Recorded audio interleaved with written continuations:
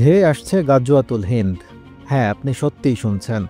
এই ভারত উপমহাদেশে একদিন গাজওয়াতুল হিন্দ সংগঠিত হবে।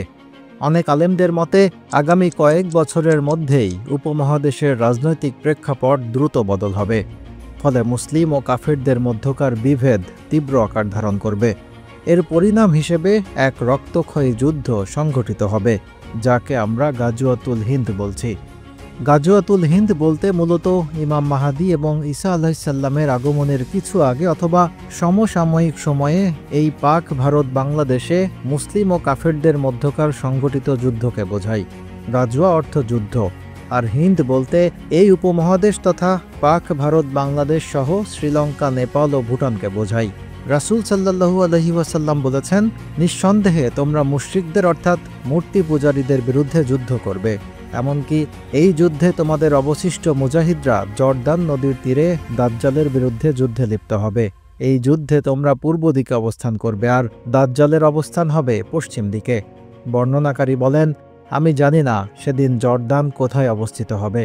আরেকটি হাদিসে রাসূল সাল্লাল্লাহু আলাইহি ওয়াসাল্লাম বলেছেন, আমার উম্মতের মধ্য থেকে দুটি দলকে আল্লাহ তাআলা জাহান্নাম থেকে নিরাপত্তা দিয়েছেন। একটি দল যারা হিন্দুস্তানের যুদ্ধে শরিক হবে, আর দ্বিতীয় আরেকটি দল যারা ঈসা আলাইহিসসালামের সঙ্গে মিলে যুদ্ধ করবে।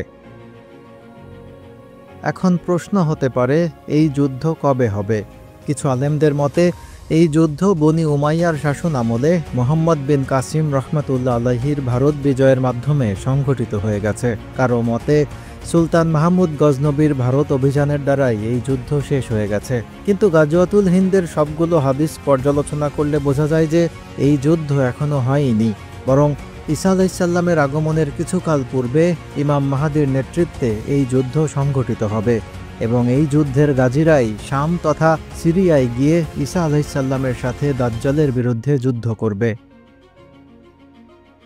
রাসূল সাল্লাল্লাহু আলাইহি ওয়াসাল্লামের ভবিষ্যৎবাণী অনুযায়ী খোরাসান তথা বর্তমান আফগানিস্তান থেকে মুসলিমদের উত্থান, কাশ্মীর নিয়ে পাক ভারতের মধ্যকার বিভেদ, পানি নিয়ে ভারতের সাথে বাংলাদেশ ও পাকিস্তানের উত্তেজনাকর পরিস্থিতি, বাবরি মসজিদ ধ্বংস এবং মুসলিমদের নির্যাতন নিয়ে ভারতের ভেতরে মুসলিমদের ক্ষোভের বিস্ফোরণ, সেভেন সিস্টার্স বা ভারতের ৭টি অঙ্গরাজ্যের স্বাধীনতার দাবি, নিঃসন্দেহে ভারত বিভক্তি মূলত সেই মহাযুদ্ধেরই ইঙ্গিত বহন করে। বর্তমানে এই উপমহাদেশের মূর্তি পূজারী ভূখণ্ডের মুসলিম প্রধান ভূখণ্ডের ওপর সামাজিক, সাংস্কৃতিক, রাজনৈতিক এবং অর্থনৈতিক আগ্রাসনের অব্যাহত প্রচেষ্টা দেখলে বোঝা যায় এটি খুব তাড়াতাড়ি চূড়ান্ত সংঘাতময় রূপ ধারণ করবে এবং এখানকার মুসলিমদের অস্তিত্ব টিকিয়ে রাখতে রাসূল সাল্লাল্লাহু আলাইহি ওয়াসাল্লামের ভবিষ্যৎবাণী অনুসারে উম্মতের একটি দল কাফেরদের সাথে যুদ্ধে লিপ্ত হবে এবং এটি ঘটবে সেই সমসাময়িক সময়ে যখন সমগ্র দুনিয়াতে ইসলামের ক্রান্তি লগ্নে বৈশ্বিক শাসন ব্যবস্থা খেলাফতের আদলে সাজাতে আল্লাহ তাআলা ইমাম মাহাদিকে প্রেরণ করবেন, যার খেলাফতের ৭ম বছরে দাজ্জালের আবির্ভাব হবে এবং দাজ্জালের সাথে মহাযুদ্ধের নেতৃত্ব দিতে ঈসা আলাইহিসসালামের আগমন ঘটবে।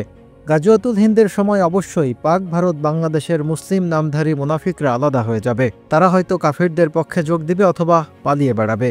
এই ভয়ঙ্কর রক্তক্ষয়ী যুদ্ধে মুসলিমরা জয়ী হবে এবং তারা ফিলিস্তিনের বাইতুল মুকাদ্দাসে গিয়ে ঈসা আলাইহিসসালামের সাথে মিলিত হবে। গাজওয়াতুল হিন্দের প্রকৃত সময় এবং অবস্থা একমাত্র আল্লাহ তাআলাই জানেন। আমরা কেবল হাদিসের আলোকে এবং বর্তমান প্রেক্ষাপট অনুযায়ী ঘটনা সম্পর্কে নিজেদেরকে সচেতন এবং প্রস্তুত করতে পারি।